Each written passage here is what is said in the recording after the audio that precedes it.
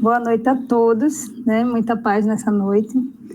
Quero agradecer a prece de seu Inácio, né? E de seu Manelzinho, né? Que estão aí me ajudando, né? Com essas preces para que a noite siga tranquila, né? E que todos possam colaborar no estudo de hoje.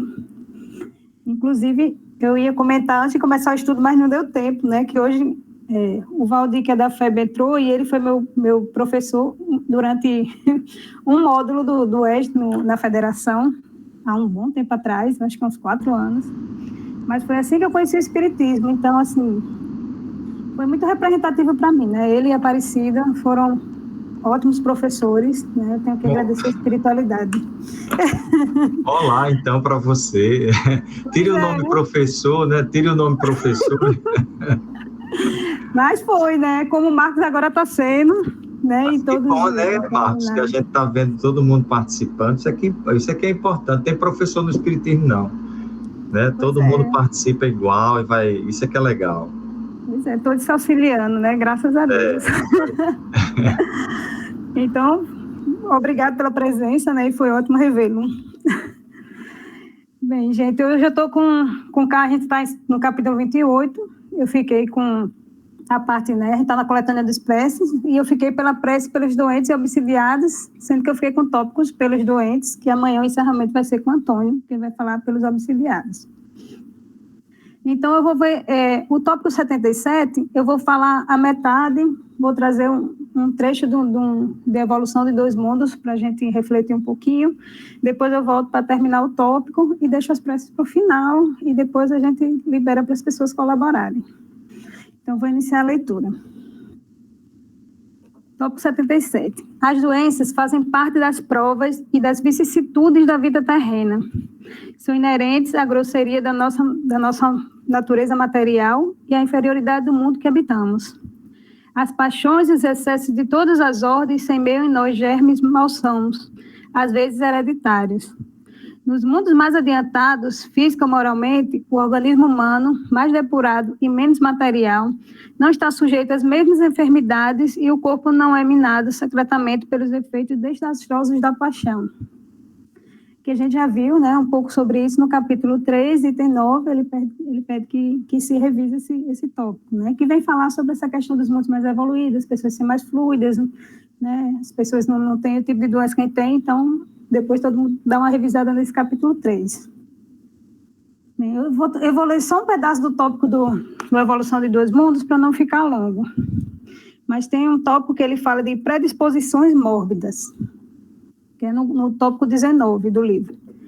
Então, ele faz a pergunta de como apreendemos a existência das predisposições mórbidas do corpo espiritual.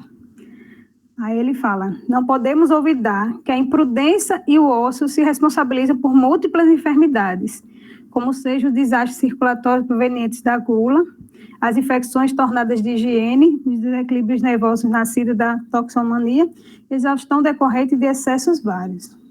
Então, ele vem trazer para a gente a questão do cuidado com o nosso corpo, que muitas das doenças, né, não é de cunho espiritual, é da nossa imprudência mesmo, do nosso cuidado com o nosso corpo. Então, ele começa falando que, com certeza, existem doenças que também vêm do nosso descuido, né, da nossa falta de cuidado. Aí ele continua.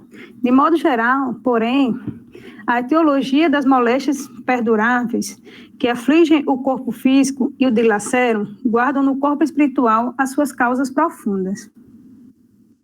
A recordação dessa ou daquela falta grave, normalmente daquelas que jazem recalcadas no espírito, sem que o desabafo e a corrigenda funcionem por válvulas de alívio, as chagas ocultas do arrependimento, cria na mente um estado anômalo que podemos classificar de zona de remorso, em torno da qual a onda viva e contínua do pensamento passa a enovelar-se em circuito fechado sobre si mesmo. Né? Aí ele vem falar sobre essa questão da monoideia, que a psicologia trabalha muito, que é essa questão de você ficar ali remoendo. Então, você passa o dia todo dia com aquele pensamento ruim, né? Lembrando dessas situações, dessas faltas, né, que foram realizadas. Aí ele fala, com reflexo permanente na parte do veículo fisiopsicossomático ligado à lembrança das pessoas e circunstâncias associadas ao erro da nossa autoria. Estabelecida a ideia fixa sobre esse nódulo de forças desequilibradas, é indispensável que acontecimentos reparadores se nos contraponham ao modo enfermiço de ser, para que nos sintamos exonerados desse ou daquele fardo íntimo, ou exatamente redimidos perante a lei. Então, ele vem trazer isso, que para ter todo esse cuidado desse trabalho, de você não ter essa energia, esse desequilíbrio, essas monoideias, né, que é indispensável que aconteçam, tenham acontecimentos reparadores, para que a gente possa ser aliviado, né, de todo esse sofrimento, dessas questões morais que ficam na nossa cabeça. Eu não vou ler o resto do tópico para não ficar longo, né? A gente vai tentar pensar um pouquinho sobre isso, essa questão da doença em si. Então, a gente tem que pensar, num primeiro momento, talvez a gente pensemos sobre a questão da energia, né? E somos energia. A matéria, para a gente, é uma coisa que a gente está usando para estar nesse mundo pela inferioridade da gente, mas somos energia. Então, de que energia a gente tem que se alimentar, já que somos energias também, né? Então, de boas energias. A partir do momento que a gente trabalha com energias negativas, com energias ruins, a gente está alimentando uma maneira de também alimentar, talvez, bactérias, talvez vírus, né? Talvez doenças mais graves, que a gente sabe que a ciência já chegou a esse ponto de dizer que muitas doenças como o câncer são vindas do remorso, né? Eles tentaram procurar de todo jeito, eles já viram geneticamente que tem gente propensa, mas tem gente que não desenvolve mesmo sendo propensa, e são vários itens que foram analisados, se é mais mulher, se é mais homem, se é por causa do lugar que a pessoa nasceu, da classe social, nada disso fazia sentido, né? Então, eles chegaram a essa parte íntima, né? Íntima do ser, que é o que a gente guarda dentro da gente, que é essa energia que a gente guarda, né? E o remorso traz muito essa questão das doenças. Tem uma passagem de Mateus que eu acho que, assim, excelente, e é até bom que seja Mateus, que Marcos vai começar a fazer os estudos, né, sobre Mateus, então a gente já está entrando no clima. Então, em Mateus 6, versículo 22, tem um trecho que fala assim: o olho fornece luz a todo o corpo, portanto, se teu olhar é generoso, todo o teu corpo será luminoso, porém, se teu olhar é mesquinho, todo o teu corpo será tenebroso. Então, o que é que vem trazer isso, né? Os olhos aí representando o que a gente é, como a gente vê o mundo, como a gente enxerga as coisas e como a gente se enxerga por dentro também. Porque todo o trabalho que a gente vem fazendo é para a gente se conhecer, né? Conhece-te a ti mesmo. Então, a gente está trabalhando a parte interna para que isso floresça, né? Que isso ilumine quem está ao nosso redor. Então, se a gente tem os olhares generosos, a gente todo se ilumina, né?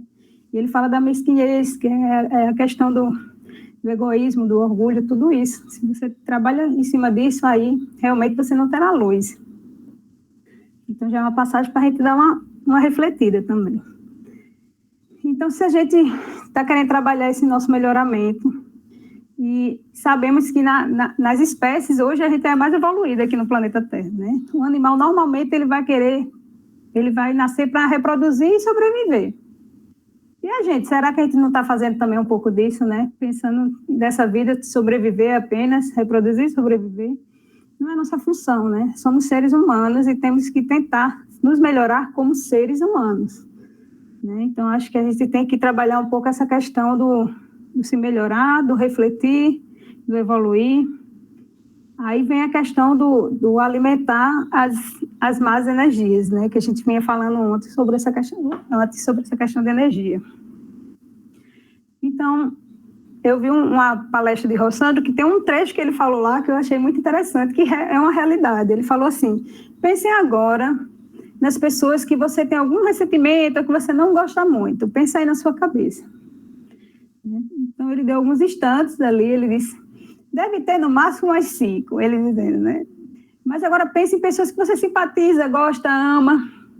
Quer dizer, infinitas, né? São muitas, não dá nem para calcular, né? Então, ele ficou pensando, ele falou: então, por que você está reclamando da vida se tem 5 pessoas que você não sente tanta atração, tanto carinho por essa pessoa? E todo o resto é bom porque você só foca naquela que você não gosta, né? E assim a gente faz com situações da vida. Às vezes o dia está todo bom, acontece um negocinho ruim e pronto. Você passa o dia pensando só naquele negócio ruim que aconteceu. Aquela coisinha atrapalhou todo o resto de bom que aconteceu, né? Então, essa ideia, né, vou tentar fixar nessa ideia dessa primeira parte sobre a questão dos nossos pensamentos, né, da nossa vibração.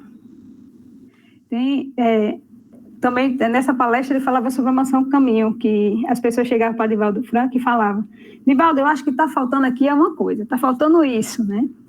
E eu fui na mansão do caminho e não tem o que botar defeito no lugar daquele. Tem tudo lá dentro, uma cidade. Tem maternidade para parto humanizado. Eu cheguei lá, estava tendo aula de música para as crianças, de violino, de violão. Tem tudo lá, né? E a pessoa já achava defeito para falar para ele. Aí dizia que toda vez que alguém falava isso para Divaldo dizia: ah, tá, então, já que você achou algum defeito, é bom que você já deve ter a solução, né? E você vai participar para ajudar, né, nessa solução. Que ele falava que se for para você criticar sem você ter uma solução ou ajudar, é melhor se calar, né? Porque aí você só cria uma atmosfera negativa.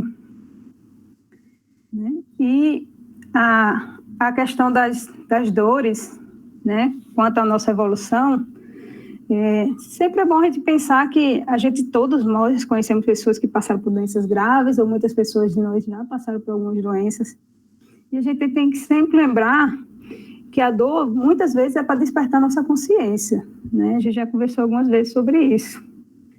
A dor é uma necessidade. Não tem como a gente conseguir evoluir no mundo que a gente veio imperfeito para tentar procurar se melhorar e ganhar virtudes, e em nenhum momento a gente sentir dor. Porque a partir do momento que você não sente dor, você não se sensibiliza para a dor do outro, você não consegue compreender. Então, você tenta ajudar aquela pessoa, mas você não tem no seu íntimo aquele sentimento de dor, né? Que faz a gente ficar mais humilde, que faz a gente ficar mais amável, né? Que faz a gente ficar mais fraterno. Então, Deus, sim, nos permite, né? Permite que tenhamos dor. Mas Ele faz isso sabendo que é o melhor para a gente. Como a gente já discutiu várias vezes, né? Às vezes a gente proíbe os filhos da gente fazer alguma coisa e o filho fica chateado, mas a gente sabe que é o melhor para ele, né? Então, nem sempre o que ele acha que é bom é o melhor para ele. Então, a gente está com a consciência um pouco mais elevada que o nosso filho, a gente já sabe o que é bom para ele, então a gente proíbe o que não pode, a gente deixa o que pode, né? E Deus nos permite que a gente tenha essa dor, né? E a gente tem que sempre pensar na gente com o olhar de Deus, né? Como um olhar que Deus vê a gente como capaz, né? Em nenhum momento ele vai colocar a gente em alguma coisa que ele acha que a gente não seja capaz, né? Então, que a gente nunca se olhe com inferioridade, né? Achando que não é possível, porque é possível, e Deus nos fez como semelhante a Ele, né? E Jesus falou que sois deuses, né? Então, a gente tem que sempre ter um olhar, como o olhar de Deus para nós, né? Então, eu vou dar uma encerradinha nessa primeira reflexão para a gente entrar na segunda parte. Eu dividi em duas partes porque eu achei que a reflexão de uma parte com a outra dava para ser dividida, né? Vocês vão ver agora um pouquinho. Então, a segunda parte do texto fala assim: se Deus não quisesse que, em certos casos, os sofrimentos corpóreos fossem dissipados ou abrandados, não teria posto à nossa disposição recursos de cura. A esse respeito, a sua previdente solicitude, em conformidade com o instinto da conservação, indica que é dever nosso procurar esses recursos e aplicá-los, né? Quando eu li isso, eu me lembrei que porque tem gente que quando fica doente, não, é porque Deus quis, aí não procura nem tratamento, né? Mas Deus também, ele deu inteligência para que a gente tenha esse progresso, né? Progresso moral, mas científico também. Então, a gente tem que buscar esses meios que a gente tem. Tem umas pessoas do meu trabalho que elas falam, não vou usar máscara não, porque se for de pegar é porque Deus quer. Se pegar Covid é porque Deus quer. E não é assim, né? Deus dá livre-arbítrio e a gente tem condições de ter os cuidados, né? A gente tem que buscar ter os cuidados, né? Então, acho que é um lembrete aqui que veio, né, nesse texto. E o texto continua. Ao lado da medicação ordinária, elaborada pela ciência, o magnetismo nos dá a conhecer o poder da ação fluídica e o espiritismo nos revela outra força na mediunidade curadora e a influência da prece. Bem, aí eu tenho um livro chamado Terapia pelos Passes, e no final desse livro tem uma entrevista com o Divaldo Franco, e eu vou ler só uma questão que foi feita para ele e a resposta dele, também para a gente ter uma reflexão sobre essa questão, né, da cura. E José Ferraz pergunta para Divaldo: existem duas expressões do Mestre Jesus que nos chamam a atenção nos fenômenos de cura. O que queres que eu faça? E a outra é: a tua fé te curou. Qual o significado dessas duas frases na visão espírita? Então, Divaldo responde: nem sempre sabemos o que é para nós melhor. Aquilo que hoje nos significa o melhor, amanhã talvez seja a causa de nossa desventura. E Jesus, porque conhecia essa nossa oscilação emocional, quando o homem foi pedir-lhe ajuda, e outras vezes, quando as necessidades dele se acercavam, ele lhe perguntava: o que queres que eu te faça? Invariavelmente, as pessoas redarguiam: que me cures, porque era o seu grande problema. E a grande psicoterapeuta alemã, Anna Wolff, diz que Jesus não apenas curava as sequelas dos males orgânicos, mas que aquele que mantinha um contato com ele, quando levava as suas doenças, encontrava uma renovação íntima, tão profunda, era tão profunda a sua cura moral, atingindo-lhe o fulcro espiritual. Na pergunta: o que queres que eu faça? O Espírito me vê o que nós podemos oferecer a quem nos busca. Nem sempre conforme o que a pessoa quer, mas conforme o que a pessoa tem necessidade para evoluir. Muitas vezes, a dor que nos amesquinha e que aparentemente nos infelicita é a que é de melhor para o nosso momento, já que através dela amadurecemos para ensejar-nos colheita de frutos óptimos e sazonados mais tarde. A fé é o estado de receptividade, porque se o doador de energia são exigíveis requisitos essenciais para se colimarem efeitos superiores. Aqueles que se candidatam a receber também são exigíveis requisitos específicos para poder beneficiar-se. Ele vem tratar a questão de você, muitas vezes a pessoa vai para o centro espírita para somente, assim, né, vai para o passe, né? E achando que aquilo ali vai tirar todos os males da vida dele, né? Mas aí o Divaldo vem lembrar a gente que não basta só isso. Não adianta ter um médium curador se você não se melhorar, né? Aquela energia tem que passar por você e você tem que transformá-la também.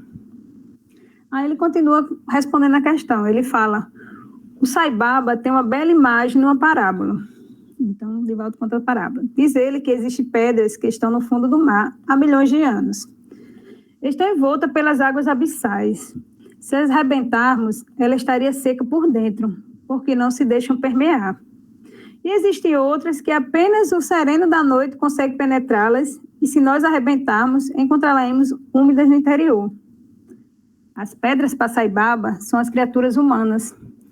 Há pessoas que se encontram muitas vezes mergulhadas no oceano de conhecimento divino e permanecem impermeáveis, não se deixam sensibilizar, as suas necessidades são supérfluas, são sempre exteriores, interiormente estão secas, são frias e indiferentes.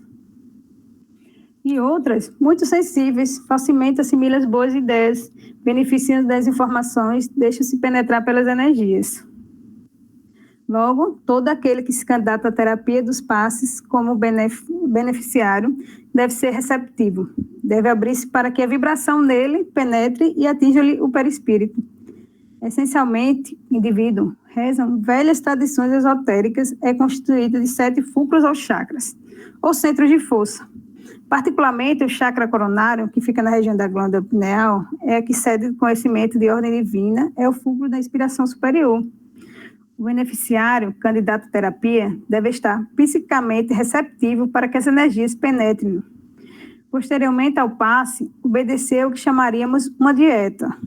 Qualquer terapia tem prescrição médica, o tratamento e a dieta. Inutilmente, um portador de diabetes tomará insulina para manter o equilíbrio glicêmico e de imediato comerá açúcar em uma atitude de total desrespeito pela terapia que se submete.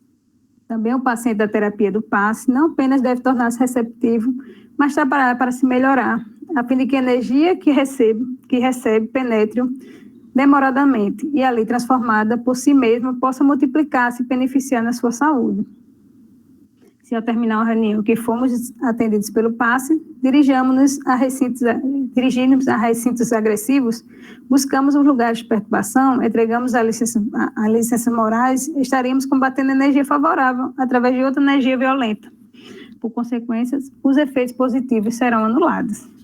Né? Então, Divaldo veio falar nessa resposta meio texto, né, que ele sempre dá umas respostas longas, que ele gosta das coisas bem explicadas e pausadas. Né? Então, ele vem trabalhar sobre essa questão de você... Não adianta você querer trabalhar com magnetismo e não mudar moralmente, como também não adianta você querer receber um passe ou ir atrás de um magnetismo curador se você não se busca transformar. Não adiantaria que todos nós estamos aqui ouvindo o evangelho, terminando aqui, está brigando com a esposa, está brigando com o filho. Né? Então, não transformou. Aquilo passou por você e você não absorveu. Né? Ele vem falar sobre isso. Tem a parte até do texto que fala sobre a questão dos magnetizadores, na Revista Espírita, que fala: mas não há licor, por mais puro que seja, que não se altere a passar por um vaso impuro, assim como o fluido dos espíritos superiores a passar pelos encarnados. Né? Então, eu acho que essa parte de magnetismo é muito para trabalhar essa questão da nossa, voltando, né, da nossa reforma íntima, da nossa evolução moral. Porque tanto o passista como a gente precisa ter essa consciência de melhoramento. Bem, até porque eu acho que essa parte, seu Inácio, vai, né, dar uma pincelada. Então, eu não vou nem aprofundar. Né? Era só para a gente ter uma ideia um pouco da discussão sobre o que Jesus, né, o trabalho que ele fazia de cura. Porque Jesus curava muitas pessoas, mas, ao mesmo momento, ele trabalhava com a palavra. Jesus era um educador, ele não era daquele que chegava, fazia e não explicava e não falava nada, não. Ele sempre tinha uma parábola para contar, tinha um ensinamento para passar. Ele era realmente um pedagogo. Né? Então, ele fazia aquelas curas, mas, ao mesmo tempo, ele tinha aquele magnetismo dele, que ele já trabalhava pessoas, a questão do amor, né? A questão da fraternidade, do se doar, do ensinar. Então, é importante que a gente sempre tenha isso na cabeça, né? Que não é mágica, o passe não é mágico, o magnetismo não é mágica, né? A gente já estudou sobre mediunidade, a gente já sabe a importância da pessoa se melhorar para atrair bons espíritos, né? Para trabalhar esses fluidos. Então, eu vou deixar para a Inácio dar a pincelada final para eu poder fazer a prece e a gente poder ter um tempinho ainda para vocês fazerem questionamento ou colaborar com alguma coisa. Então, o tópico termina com 3 preces, né? Eu vou iniciar com a primeira, que é para ser dita pelo doente. Senhor, és todo justiça. Assim, devo merecer a doença que me enviaste, visto que nunca impôs sofrimento algum sem causa. Confio-me para minha cura a tua infinita misericórdia.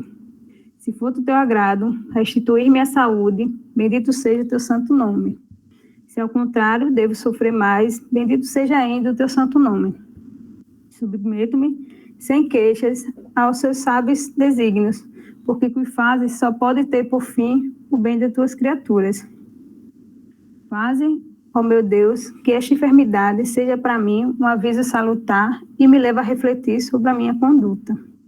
Aceito-a como uma expiação do passado e como uma prova para a minha fé e a minha submissão à tua santa vontade. E a segunda prece é a prece pelo doente. Meu Deus, os teus desígnios são impenetráveis, em tua sabedoria julgastes por bem afligir. Aí nessa parte você coloca a intenção de algum doente. Eu acho que a gente pode intencionar um pouco agora sobre a questão das pessoas que estão aí no combate do Covid, né? Então, com essa enfermidade, para a gente poder mentalizar um pouquinho eles também. Pela enfermidade. Lança, eu te suplico, um olhar de compaixão sobre os seus sofrimentos e dignai-te por-lhe um termo. Espíritos bons, ministros do Onipotente, secundai, eu vos peço, o meu desejo de aliviá-los. Dirijo o meu pensamento a fim de que vá derramar um bálsamo salutar em seu corpo e a consolação em sua alma. Inspirar-lhe a paciência e a submissão à vontade de Deus. Dá-lhe a força de suportar suas dores com resignação cristã, a fim que não perca o fruto desta prova. E a nossa última prece é precedida pelo médium curador. Meu Deus, se te dignas servir-te de mim, indigno como sou, poderei curar essa enfermidade. Se tal modo for a tua vontade, porque tenho fé em ti, mas sem ti nada posso.